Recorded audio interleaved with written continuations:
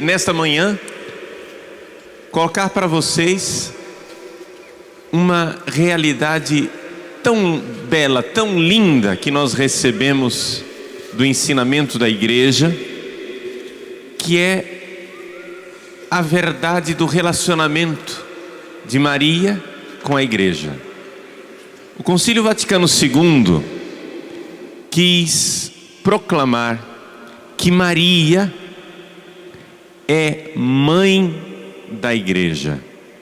Ela é a Mater Ecclesiae, é mãe da igreja. O que está por trás desta verdade que o Concílio Vaticano II proclamou na Constituição Dogmática Lumen Gentium, no capítulo 8º?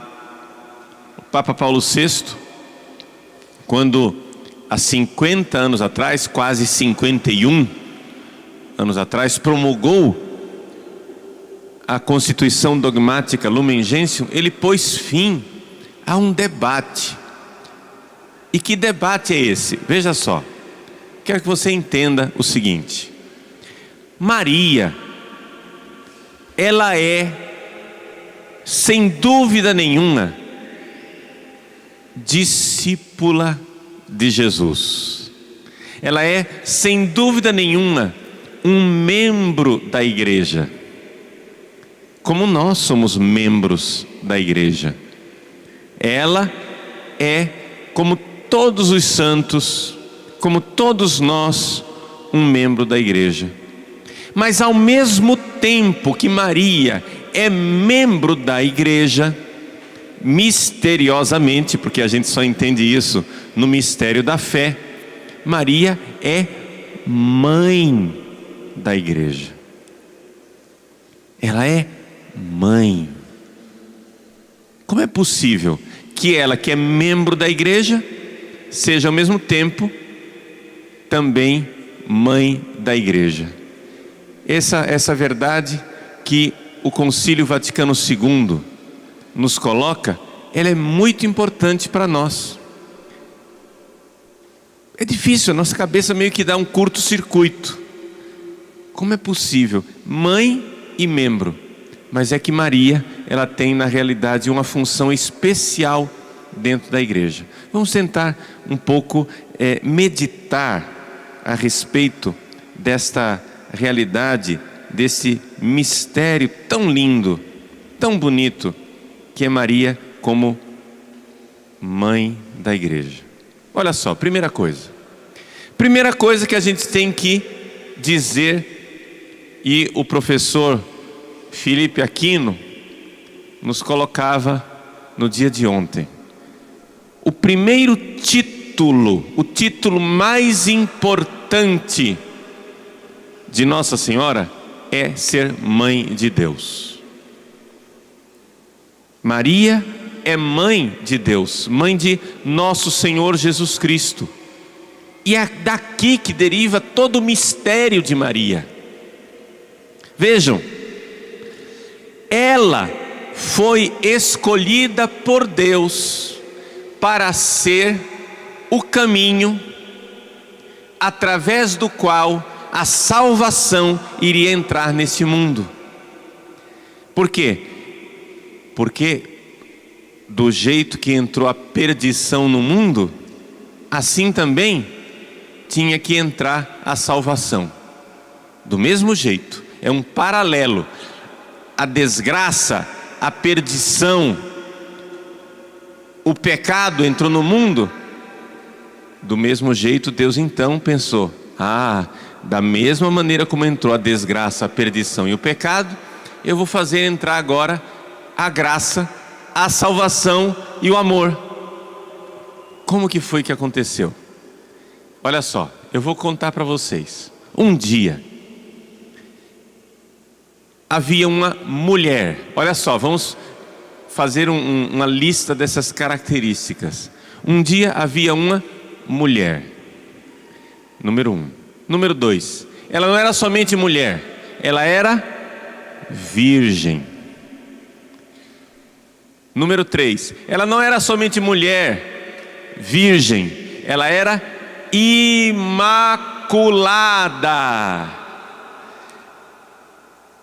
Número 4, ela não era somente mulher, virgem, imaculada, ela estava noiva de um homem. Número 5, ela não era somente virgem, mulher, virgem, imaculada, noiva de um homem, ela recebeu a visita de um anjo. Como é o nome desta mulher? Como é o nome dessa mulher? Maria? Não, o nome dessa mulher é Eva. Eva, é verdade. Eva era mulher. Eva era virgem. Eva era imaculada, porque antes do pecado original, Eva era imaculada. Eva estava noiva de um homem, e o nome do homem era Adão. Não tinha se casado ainda, mas estava já noiva do homem Adão. E Eva recebeu a visita de um anjo, e o nome do anjo é Lúcifer, Satanás, a antiga serpente, o dragão.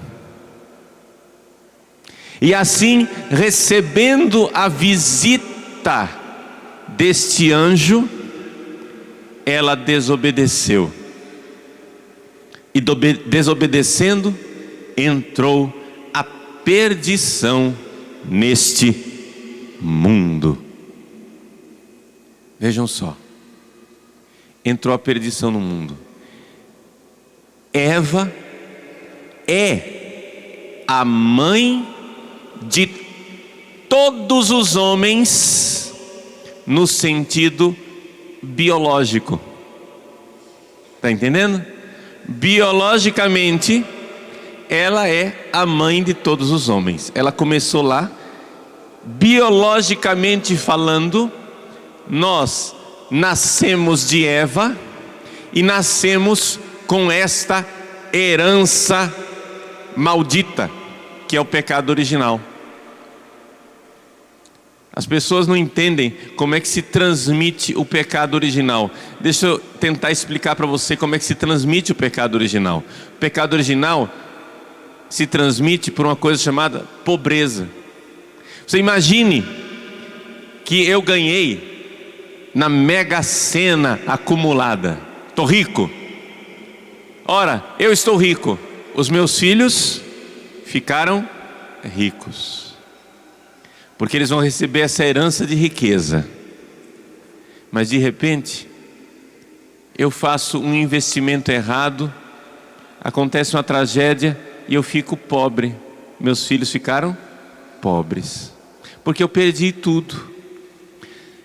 Adão e Eva eram ricos da graça de Deus. Com o pecado original, eles ficaram pobres, miseráveis, na penúria. Logo, os seus herdeiros, que somos nós, deixamos de receber aquela riqueza, aquela graça, e hoje nascemos nesse estado miserável de pobreza espiritual no qual nós nascemos. E Deus quer resolver isso. Deus não quer que os seus filhos fiquem na miséria. Deus não quer que os seus filhos fiquem na pobreza. Deus quis salvar o mundo. Muitos séculos depois, a cena se repete. Uma mulher, número 1. Virgem, número 2. Imaculada, número 3. Noiva de um homem. Agora o homem chama-se José. Foi visitada por um anjo, e agora o anjo chama-se Gabriel. E o nome da virgem era Maria. Maria. Maria. Que beleza! Vejam como Deus resolve o problema criado pelo demônio lá atrás, assim como Eva foi a porta através do qual entrou o pecado, a desgraça e a miséria no mundo, Maria é a porta através da qual entrou a salvação, a graça, o amor. Deus se fez homem. Que beleza, gente, que beleza.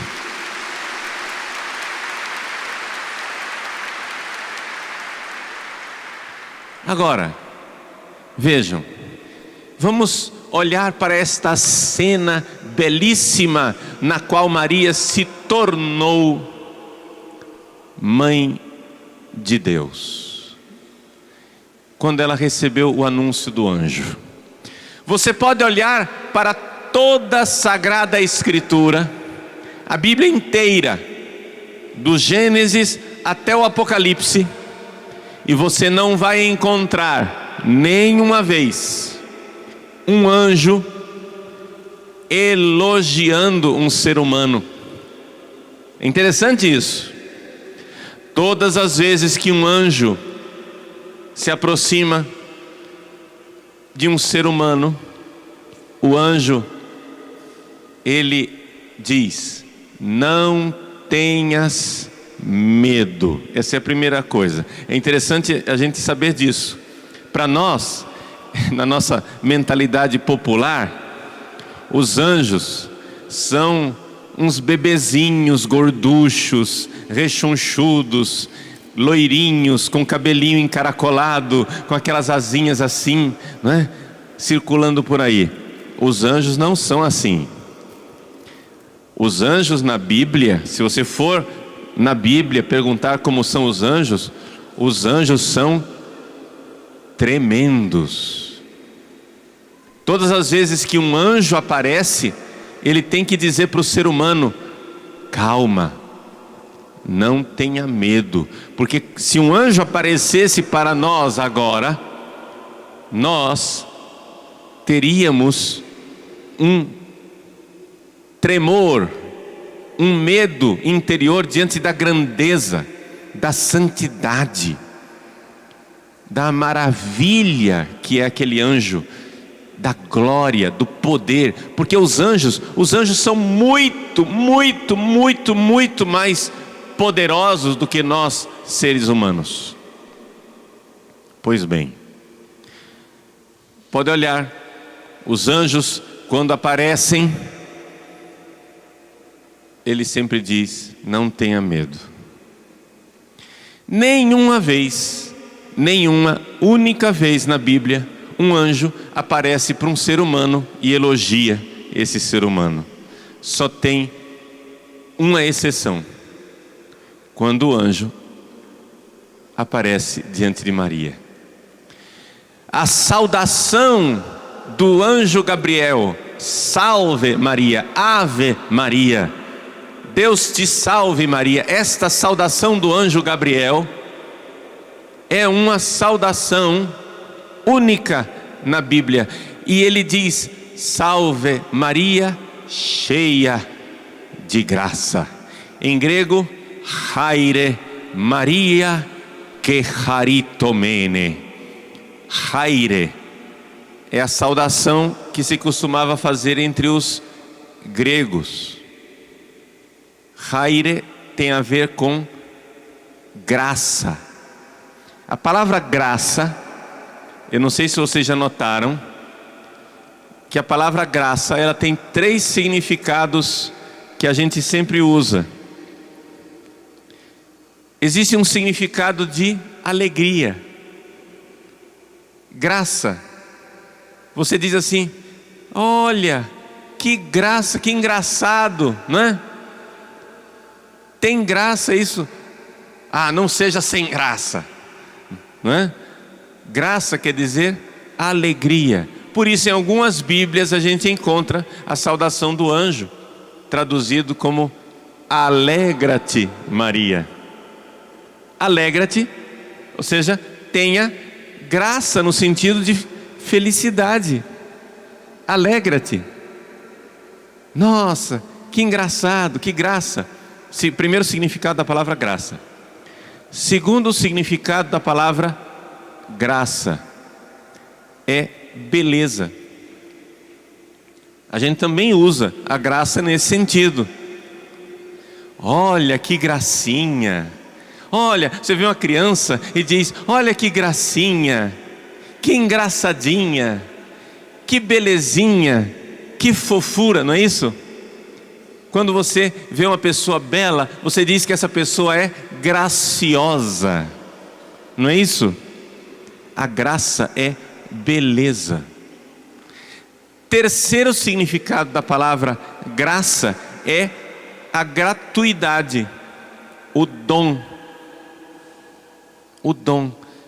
Isso daqui quanto custa? É de graça. É de graça, é um dom. Está sendo dado para você e você não precisa pagar nada. Então nós podemos dizer que quando nós, nos nossos terços, repetimos tantas e tantas vezes, Ave Maria. Essa palavra Ave Maria, ave é uma saudação latina, que traduz este Haire Maria, graça Maria, que quer dizer alegra-te, quer dizer tu és bela, e quer dizer também a graça de Deus esteja contigo, o dom de Deus, a bênção de Deus esteja contigo. Mas o anjo não para por aí. O anjo diz assim: Haire que haritomene. Difícil essa palavra em grego, mas quer dizer o seguinte: graça, ó agraciada. Porque sabem o que é que aconteceu? Nós temos que entender o seguinte. Temos que entrar aqui na psicologia do anjo Gabriel. Temos que ver qual foi a reação do anjo Gabriel. O anjo Gabriel, o arcanjo Gabriel, saiu lá de junto de Deus e ele recebeu uma missão aqui na terra. Recebeu uma missão de levar uma mensagem para uma moça lá em Nazaré. Quando ele chega lá em Nazaré e o anjo vê aquela mulher, o anjo fica espantado, surpreso de ver no coração de uma mulher um amor por Deus maior do que o dele. É um espanto. O amor que os anjos têm por Deus é um amor imenso. Quando os anjos olham para o nosso coração, nós, pobres seres humanos, eles olham para nós e veem a nossa pobreza. E onde está a nossa maior pobreza? Nossa maior pobreza está na nossa falta de amor por Deus. Eles olham para nós, veem a nossa figura espiritual, nossa compleição espiritual, eles veem que nós somos maltrapilhos, esfarrapados, nós somos mendigos, pobres, miseráveis, pobrezinhos de nós, nós que somos pobres do amor de Deus, ou seja, amamos muito pouco a Deus. Então, na hierarquia do amor, os anjos, eles estão lá em cima, e nós aqui somos uns pobrezinhos, pobres coitados.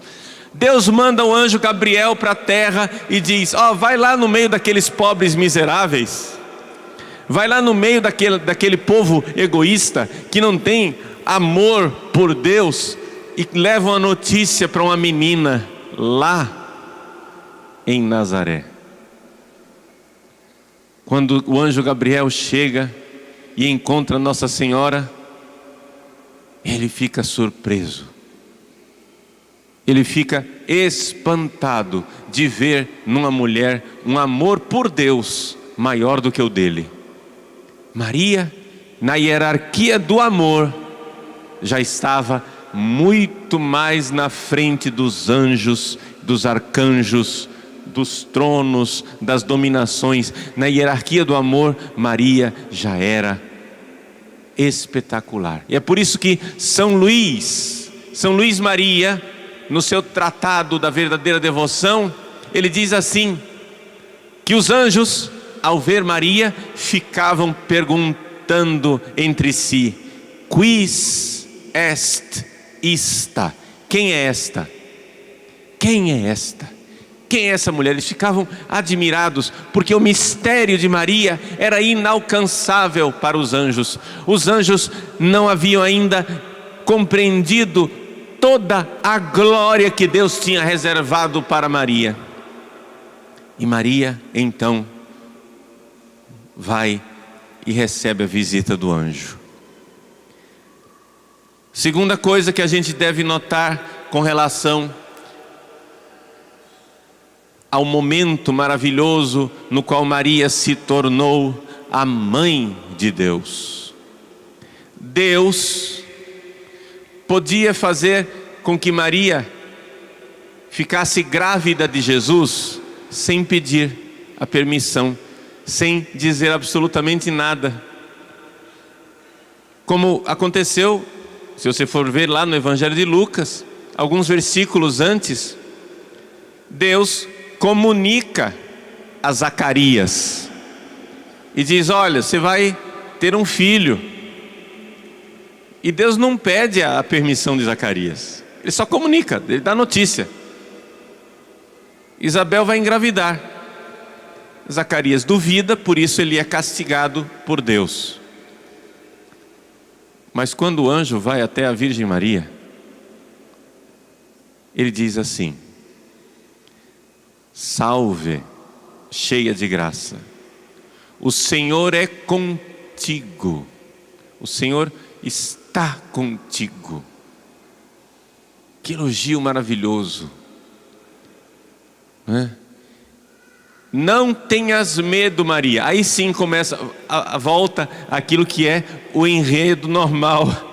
O anjo, depois daquela surpresa, né, de ver que Deus estava tanto com Maria, que ela estava na graça, ele foi enviado para o mundo da desgraça, que é o nosso mundo aqui, e de repente encontra a graça, a agraciada, a cheia de graça, aquela que tinha uma graça maior do que todos os anjos, cheia de graça, que haritomene.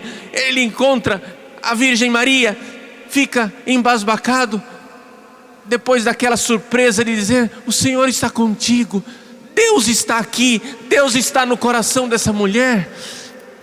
Parece que o anjo se recompõe, diz: não, pera lá, deixa eu voltar, né?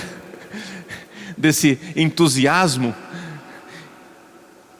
Não tenhas medo, Maria. Ele volta para o script normal que ele usa quando vai falar com os seres humanos. Encontraste graça diante de Deus. Sabe o que quer dizer isso? Deus se apaixonou por você. Encontraste graça diante de Deus. És graciosa para Deus. És bela. És bela. Ela é a bem-aventurada, ela é a feliz Maria. Feliz, feliz. Graça. Conceberás e darás à luz um filho. E aí Maria pergunta o como isso vai acontecer. Ele responde que o Espírito Santo virá sobre ti. E então ela diz: eis aqui a serva do Senhor, eis aqui a escrava do Senhor, faça-se em mim conforme a tua palavra. É interessante nós notarmos que as nossas Bíblias, elas não usam mais a palavra escrava. De uma forma geral, parece que passaram com uma peneira, e todas as vezes que no original aparece a palavra doulos, que quer dizer escravo, as Bíblias traduzem empregado, servo, e assim por diante. Mas por quê? Porque, claro, os tradutores têm medo que as pessoas se escandalizem com a palavra escravo, já que hoje em dia para nós não existem escravos. Mas para nós entendermos o que quer dizer a palavra escravo lá na Bíblia, nós precisamos ir para um mundo, precisamos ir para uma época bem diferente da nossa, que é o seguinte: o que é o escravo? O escravo é uma pessoa que faz parte da propriedade de uma outra pessoa e que está debaixo da proteção daquela outra pessoa. Nas sociedades pagãs, os escravos eram maltratados pelos seus senhores, que podiam matá-los, podiam ser muito cruéis com seus escravos. Mas nas sociedades que já conheciam o amor de Deus, como é a sociedade judaica, a sociedade onde Maria e Jesus nasceram, os senhores não podiam ser cruéis com seus escravos. E não somente isso, eles cuidavam do escravo. Então vocês têm que entender o seguinte: que naquela sociedade, eu não estou aqui defendendo a escravidão, pelo amor de Deus, vocês estão entendendo? Eu estou tentando entender aquela sociedade 2000 anos atrás. Naquela sociedade, o escravo muitas vezes estava numa situação vantajosa, se fosse comparar com uma pessoa livre e que fosse pobre. Um pobre livre, ele tinha que se virar. Veja que naquela época não havia seguro-desemprego, não havia aposentadoria. Então, se a pessoa, por exemplo, eu sou um pedreiro, ou vamos pegar o exemplo de José. José era marceneiro. Se ele sofresse um acidente de trabalho, se na hora de cortar uma árvore para fazer as tábuas e fazer os móveis, ele sofresse um acidente de trabalho e a árvore caísse em cima das pernas de São José e ele ficasse, nós diríamos hoje cadeirante, né? Paraplégico, ficasse ali impossibilitado de se locomover, o que é que José ia poder fazer? Só uma coisa: ficar na calçada mendigando para não morrer de fome, porque não havia seguro-desemprego, não havia, né, como ressarcir, não havia seguro para uma pessoa que sofresse acidentes de trabalho, não havia aposentadoria, nada disso. Um homem livre que sofresse um acidente estava perdido, tinha que mendigar. É por isso que aquele mau administrador lá da Bíblia, que Jesus conta a parábola, na hora que ele foi despedido pelo seu patrão, ele diz: que vou fazer? Para cavar o chão eu não tenho força, para mendigar eu tenho vergonha. Estava desempregado, não tinha seguro-desemprego. Então assim ele vai. Então vejam que o homem livre, ele não tinha amparo. Já o escravo, se ele tivesse um acidente de trabalho, o seu senhor ia sustentá-lo o resto da vida. Muitas pessoas se sentiam mais seguras sendo escravos de um bom senhor, de um senhor bondoso, a quem eles serviam com toda a devoção. Era melhor ser escravo do que ser livre e estar desamparado. Vocês entendem? Era outro mundo. Por isso Maria diz: eis aqui a escrava do Senhor. Quer dizer o seguinte: o que está por trás da palavra escravo é um sentimento enorme de proteção, de segurança, de afeto afeto, havia vínculo afetivo entre o escravo e o senhor. É por isso que quando a gente fala, né, de escravo, a gente às vezes usa também a palavra escravidão de amor, para tentar quebrar essa ideia negativa que existe de escravidão. Bom, Maria diz: eis aqui a escrava do Senhor, serva. Mas o que é maravilhoso nisso? Deus pediu o consentimento de Maria. Deus não quis usá-la como um instrumento inerte, como um instrumento inanimado. Deus quis o sim, Deus quis o amor, Deus quis o consentimento, Deus quis a aquiescência de Maria. Meus irmãos, e aqui então nós vemos que Maria tornou-se naquele momento não somente uma escrava, mas tornou-se naquele momento ministra de nossa salvação. O ministério, o que é um ministério? Santo Tomás de Aquino nos explica. Sei lá, eu tenho aqui o meu celular. Isso aqui é um instrumento que serve para fazer ligações. Está aqui. Quando um instrumento é inerte, inanimado, que ele não tem vida, ele não tem inteligência, ele não tem liberdade, ele é simplesmente chamado de instrumento. Mas quando o instrumento é livre, consciente, é uma pessoa, o instrumento recebe um novo nome, chama-se ministro. O que é um ministro? É uma pessoa consciente e livre que está servindo de instrumento para outro. O que é um padre? O padre é um ministro. Quando eu digo, isto é o meu corpo, o que eu estou fazendo? Eu estou sendo instrumento de Deus, para que venha Jesus na Eucaristia. Quando eu digo, eu te absolvo dos teus pecados, o que eu estou sendo? Eu estou sendo um instrumento de Deus. Ora, isto é ser ministro, ser um instrumento consciente e livre para que Deus possa agir. Maria, ao dizer sim, ela tornou-se instrumento da salvação.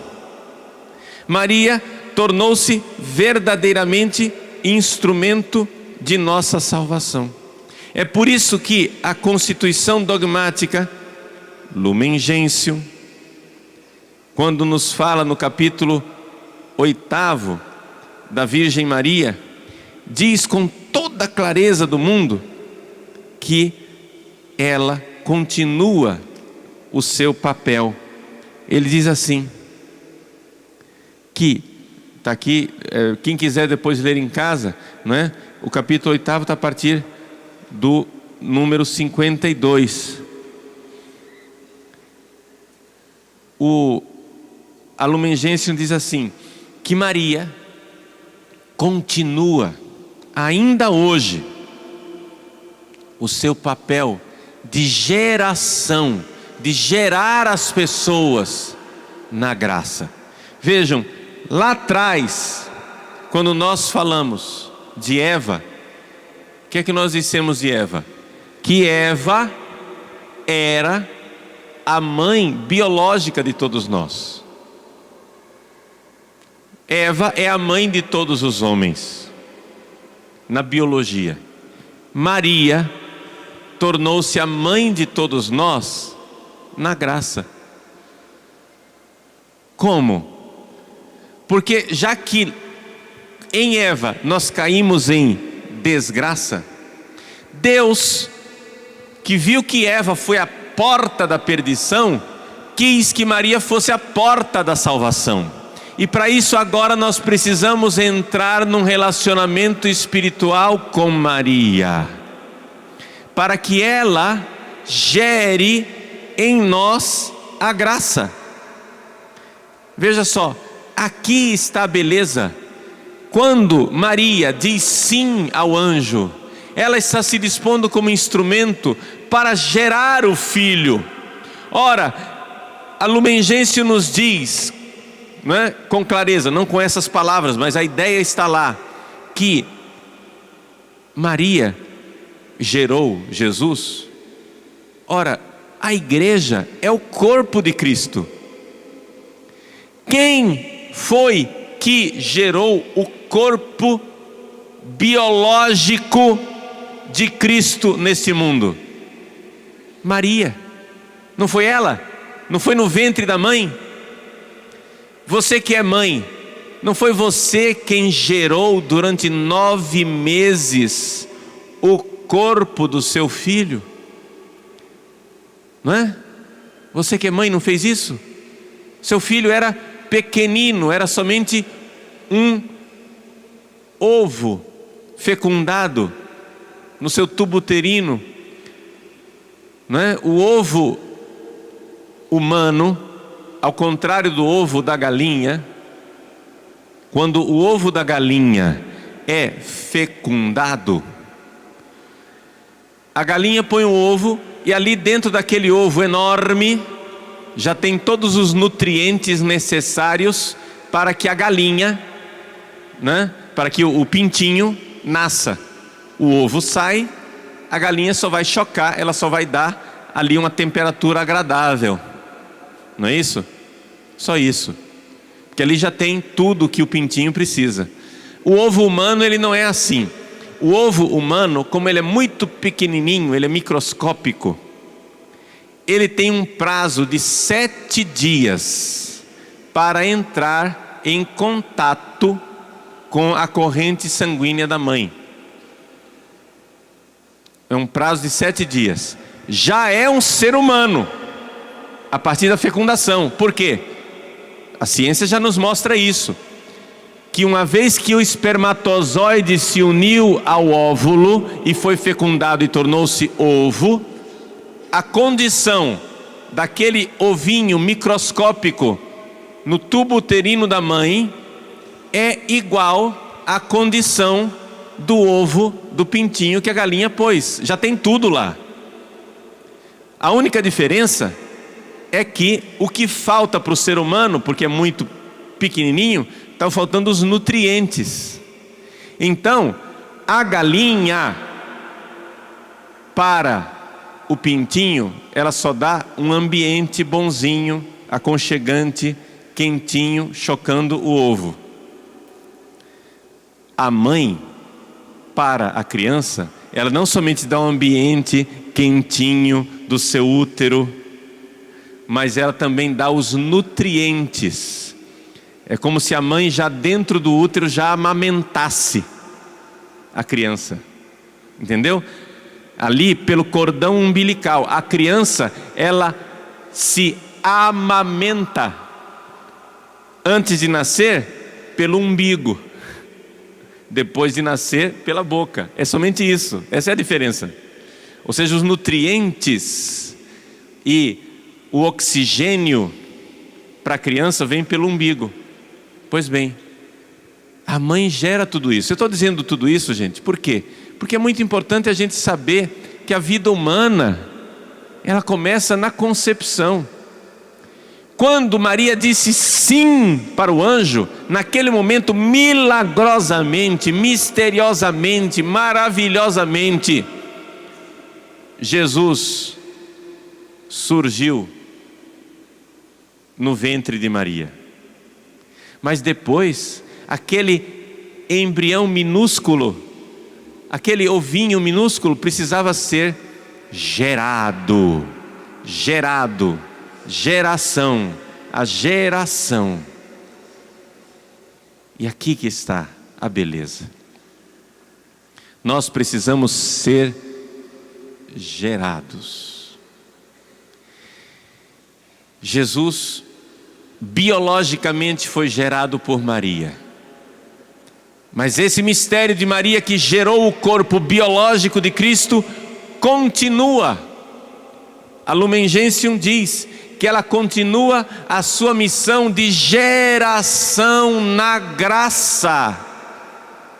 Então o corpo místico de Cristo, que é a igreja, continua sendo gerado por Maria. Maria faz parte da geração. Quando você foi batizado, você pode não notar, mas Maria estava lá gerando você como membro do corpo de Cristo. Até mesmo os nossos irmãozinhos evangélicos protestantes, que têm dificuldade de aceitar o papel de Maria na vida deles, não tem problema. Quando um evangélico é batizado, e o batismo é válido, não é? A Igreja Católica reconhece que o batismo dos evangélicos é válido. Quando aquela pessoa é gerada, nós sabemos que quando um membro do corpo de Cristo é gerado, está lá aquela que gerou o corpo de Cristo. Maria continua o seu papel de geração de todos os membros do corpo de Cristo na graça, porque é ela quem gera o corpo de Cristo. Eis aí o mistério, eis aí a maravilha. Maria é um membro da igreja, mas misteriosamente, maravilhosamente, extraordinariamente, ela gera todos os membros do corpo de Cristo na graça. Por quê? Porque ela gerou o corpo de Cristo.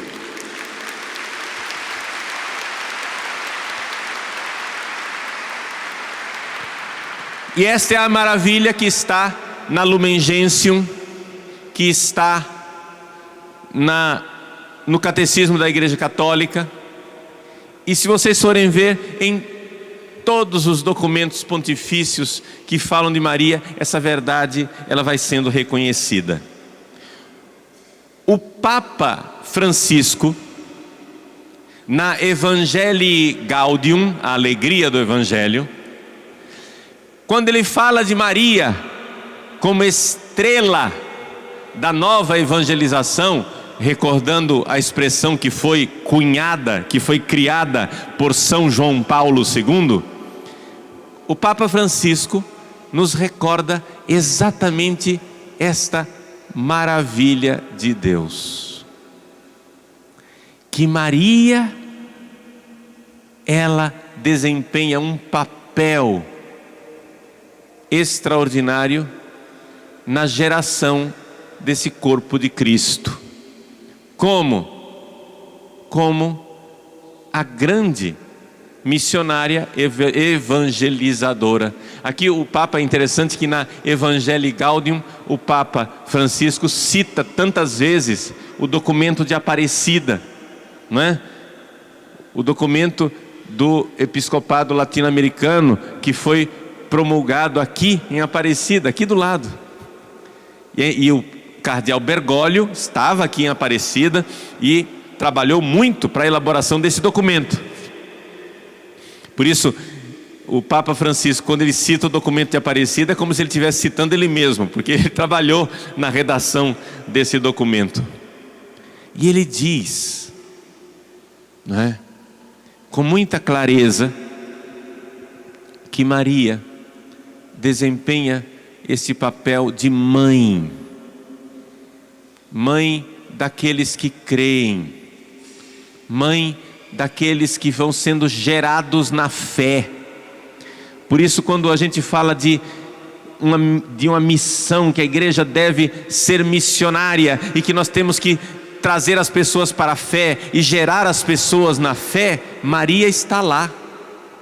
Quando você vai e você prega e converte uma pessoa e traz uma pessoa para a fé, mesmo que você não esteja falando de Maria, ela está lá, porque se a fé está sendo gerada, Maria está lá gerando, porque ela é o instrumento de Deus, ela é esse ministro de Deus.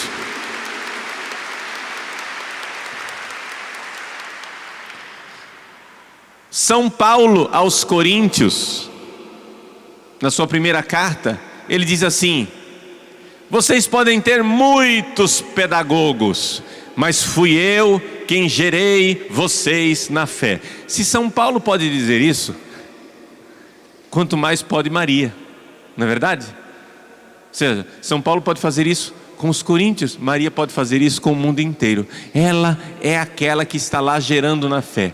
Então vejam só, qual é o relacionamento de Maria com a igreja? Maria é um instrumento de Deus. O nome desse instrumento, quando é um instrumento livre, consciente, que sabe amar, que sabe ser dócil nas mãos de Deus, é ministro. Maria tem um ministério, ela tem a função, ela tem o papel, o ministério maravilhoso de continuar gerando os filhos de Deus. Então, se você tem pessoas na sua família que precisam ser geradas na fé, procure Maria, Nossa Senhora, consagre essa pessoa, entregue essa pessoa nos braços maternos. Ela não rejeita os seus filhos, mesmo quando os seus filhos a rejeitam. O Papa Francisco cita na Evangelii Gaudium aquela passagem do Apocalipse, que nós vamos depois, hoje à tarde na missa, eu vou comentar mais abundantemente, aquela passagem do Apocalipse, capítulo 12, que fala de Jesus que é arrebatado aos céus, é o mistério da ascensão. Hoje é festa, né? Solenidade da ascensão do Senhor aqui no Brasil. E Maria então vai para o deserto com o restante dos seus filhos. Ela vai para continuar a luta, não é? A luta com o restante dos seus filhos. Que luta é essa?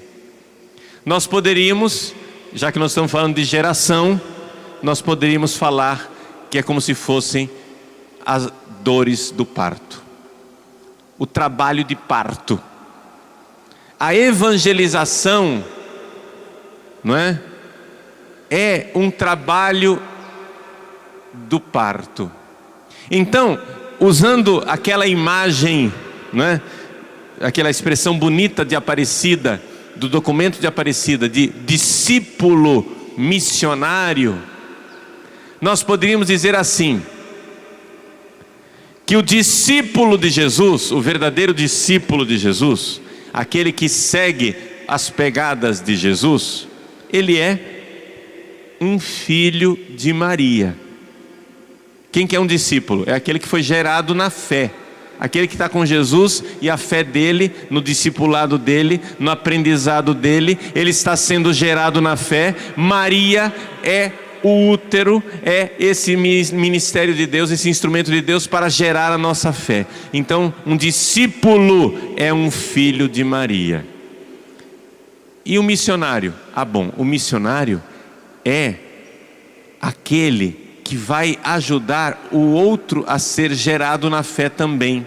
Então nós poderíamos dizer que o missionário é um parteiro. Maria é aquela que gera e dá a luz, e nós somos os parteiros de Deus que ajudam neste nascimento.